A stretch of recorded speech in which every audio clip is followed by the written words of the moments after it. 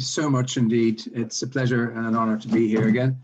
And I'm going to talk to you about loss of control in flight, a problem that's been around from the very, very early days of aviation, and something that we in Atlantic, and I know the guys in Ultimate High, for example, and lots of people around the country are really concentrating on in getting some good training in for people. And I think the whole emphasis of flying training is going to be subtly changed over the years to come, where we're going to start bringing in awareness of angle of attack and G, and the fact that we're all human and we react in the same way when something bad goes on, but we've got to try and build awareness and resilience. So let me go through a bunch of slides I have here, which will take you through that sort of journey. So as I said, this has been around a long time, and right at the very beginning, if I can move these slides on. Nothing happening, there it goes. This was one of the very first witnessed recoveries from an inadvertent loss of control, which happened to be a spin. Loss of control doesn't have to be a spin. It can be something innocuous. We'll talk about that later on. But this was a guy called Lieutenant Wyndham Parks who had a loss of control event in a very early rudimentary airplane, which fortunately was witnessed by the then editor of Flight Magazine and a couple of eminent aircraft designers. And they wrote down what he did, which de facto became the sort of the best advice possible at the time for recovering from a spin, which happens to be what we now know as the Beggs-Muller recovery technique. Basically just let go of the throttle, let go of the stick, close the throttle, and step on the hard pedal, which the guy did almost by accident. But it was great that he recovered and he got down. And I think he wrote in his logbook afterwards, ghastly experience, which I suspect was very much understated.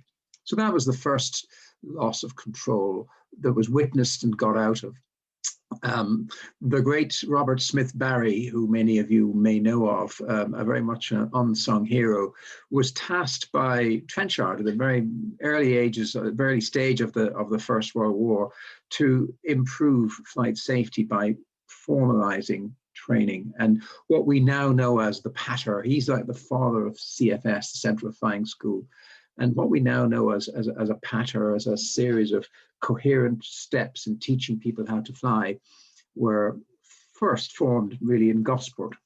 But enough of history. So then spin training would have been a big part of Smith Barry's and subsequent sets of steps into learning how to fly. But as we moved on, of course, airplanes became more sophisticated, less prone to being spinning, and as a result, they found that probably half of all the accidents that were actually happening when spin training was happening, was occurring, and so they decided to stop spin training as a mandatory requirement. So, to my knowledge, the only single-engine piston spin requirement these days is in South Africa and Canada. Now, for those that are glider pilots, I'm absolutely 100% with you that spin training is, of course, necessary in gliders, because gliders have slightly larger wings and are prone to spinning, and you fly around at high angles of attack. And if you get into an inadvertent spin and you haven't got the confidence, knowledge to get out of it, then that's really serious. So yes, we accept that. But modern training airplanes, generally speaking, are sort of difficult to get into a spin, and some even more difficult to get out of it. So they decided, right, let's do away with spinning in training. And there's a report in Canada not so long ago that shows that actually that's probably justified, because the fatal stall spin stats for Canada are almost identical with the rest of the world, which in single engine piston terms tends to justify that decision to stop spin training, because knowing how to get out of a spin is useless if you get into an inadvertent spin close to the ground. As somebody once said, spinning doesn't hurt, it's the ground that hurts. And so what we've got to do is make sure we don't get into the spins inadvertently. So what we've got we've got a generation of pilots. I don't want to really talk about spins or aerobatics here, but we've got a whole generation of pilots, and probably more importantly, instructors, who've only ever seen more than about 60 degrees bank and more than 2G or less than about 0G in their lives only once. And so if something unexpected happens in an aircraft, which let's say could be close to the ground or whatever, it causes an extraordinary pump of adrenaline to go through. And as a result, we're like rabbits, we're bunnies in the headlights. And so we've got to try and do something about that. Loss of control is, as it says here, the #1 threat, not just in general aviation, but also in commercial aviation.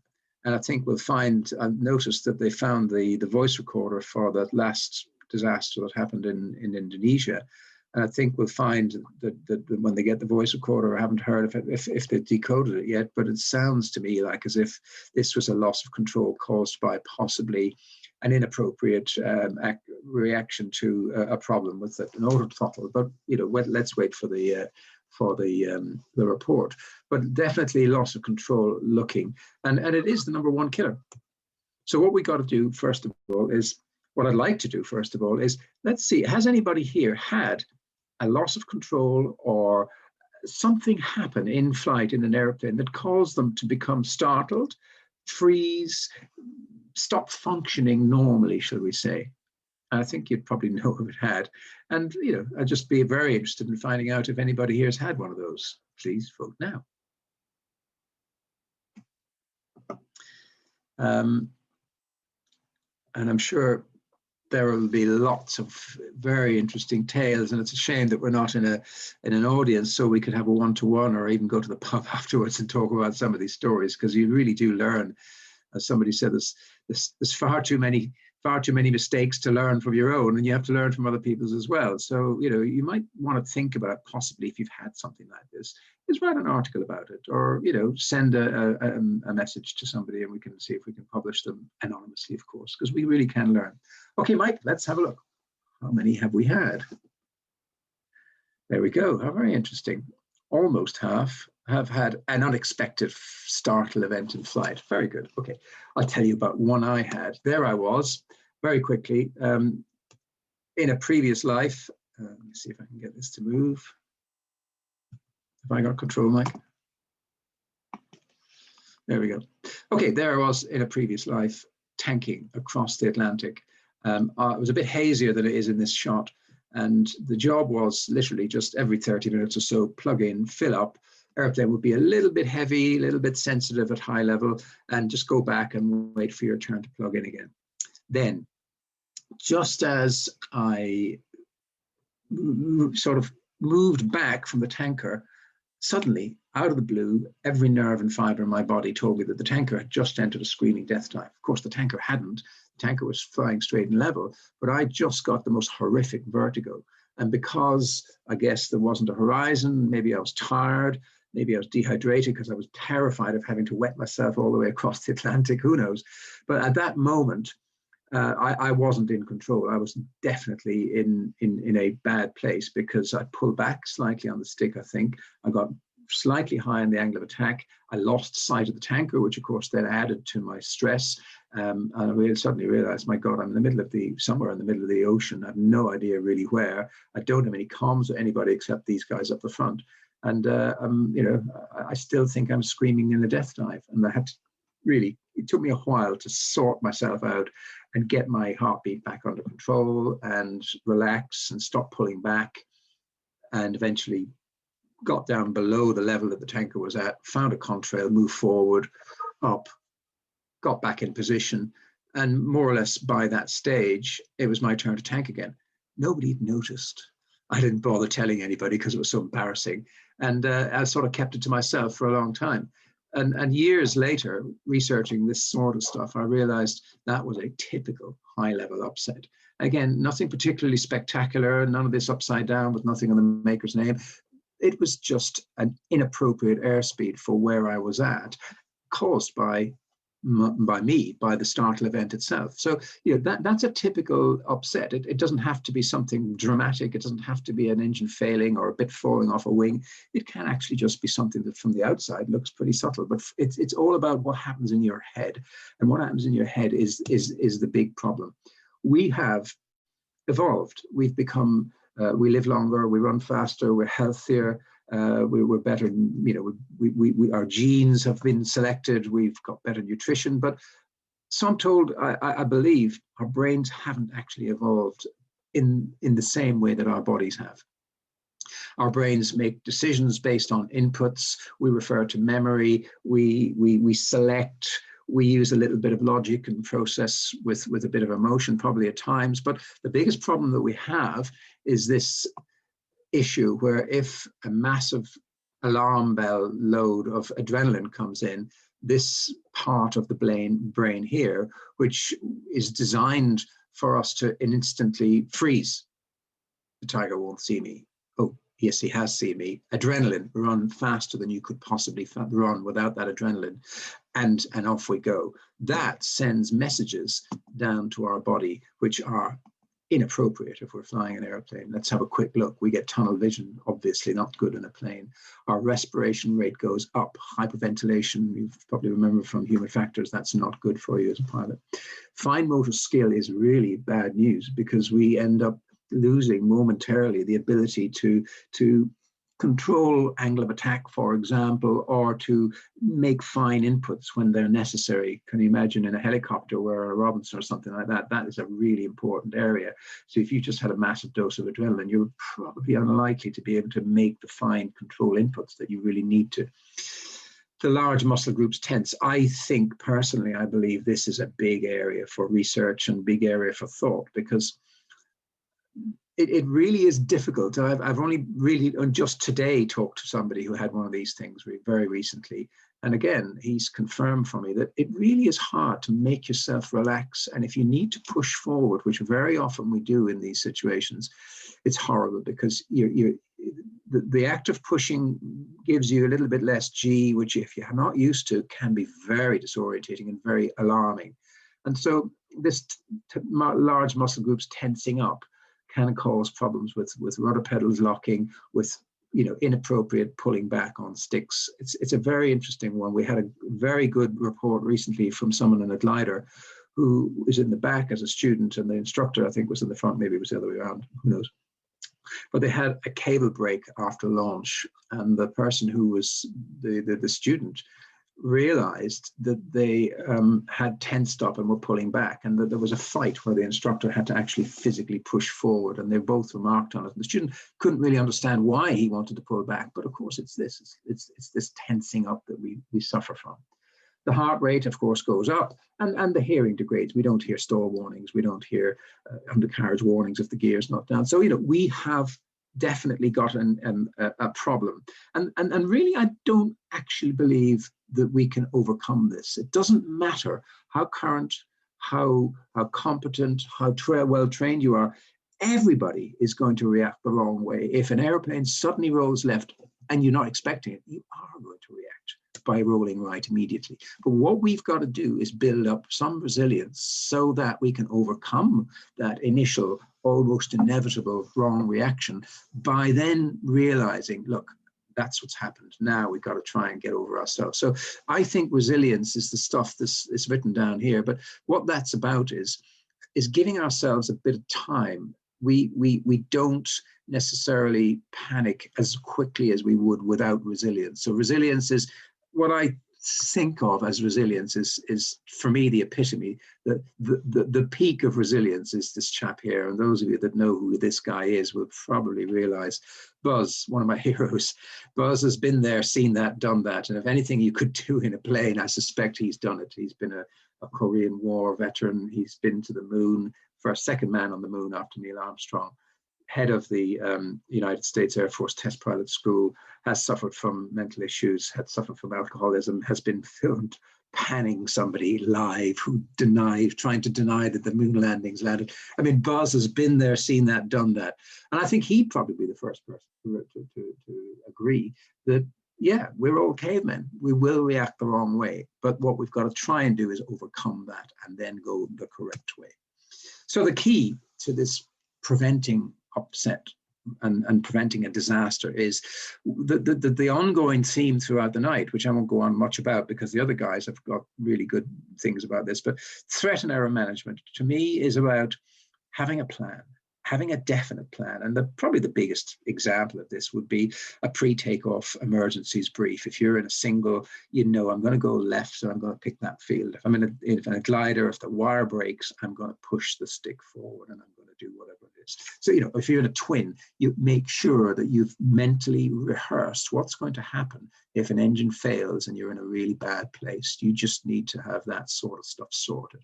And, you know, there will be a startle, there will be a shock, but what we've got to do is use this threat and error management to punch through that caveman brain problem that we have. The other part of this dual approach, to me, is something that we really have to work on, and that's awareness of angle of attack and load factor. And this is something that Sully agrees with me on. He flew an aircraft onto a carrier, and anybody who's flown an airplane with angle of attack will agree that, you know, this is the way to go. And you know, angle of attack is something that we've had the capability to demonstrate and to display in large transport airplanes for many, many years, and yet choose not to do it. We're now starting to get the ability to display it in light aircraft, and I think it's really, really good. But the problem, not the problem, one of the other parts of this angle of attack awareness is not just displaying it, but really understanding what it's all about. And to be understanding it, this to me is the key. This beautiful photograph illustrates to me what angle of attack's all about. And it's because wings are airborne plows. And, you know, this business of angle of attack is all about, to break it right down to the most basic term, angle of attack is the difference between where you're pointing and where you're going. Where you're going is your velocity vector. The inverse of your velocity vector is the relative airflow. And that's an absolutely incredibly important key sort of light bulb moment for a lot of the folks that I'm flying with. And when you realize that's the key, it's the difference between where I'm pointing and where my velocity vector is, where I'm going. And once you see that, then that's angle of attack. It might not be the same all the way across the wing. For example, we might have ailerons deflected, which means local angle of attack's changed. But generally speaking, angle of attack is that.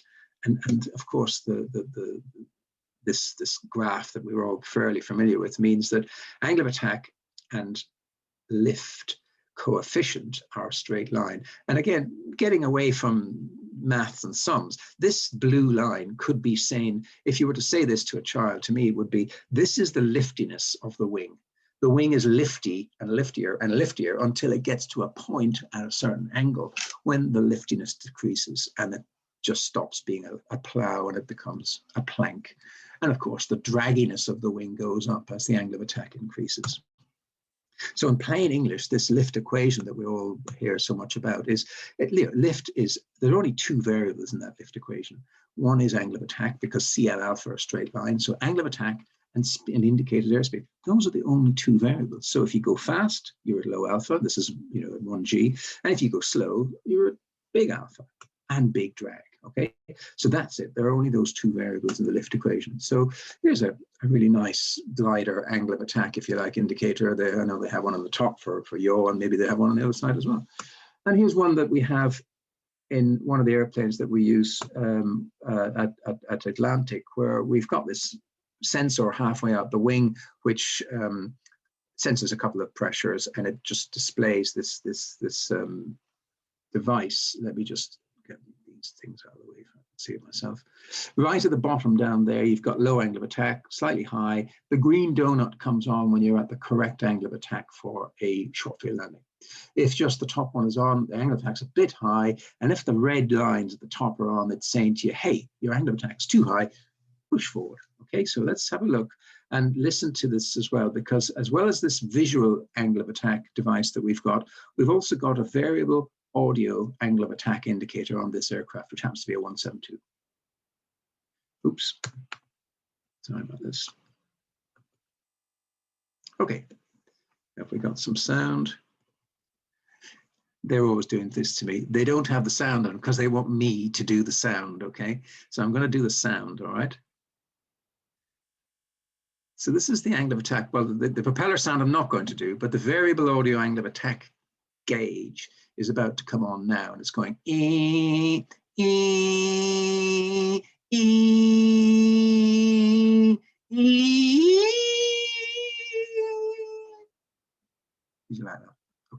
That's, of course, the stall warner in a Cessna 172, which I stopped calling the stall warner quite a long time ago. It's a variable audio angle of attack indicator, and it's absolutely brilliant at what it does. Really simple, no electrics involved, very elegant device. And if you think of it like that, suddenly I think also then this whole business of angle of attack becomes easier to get in your head.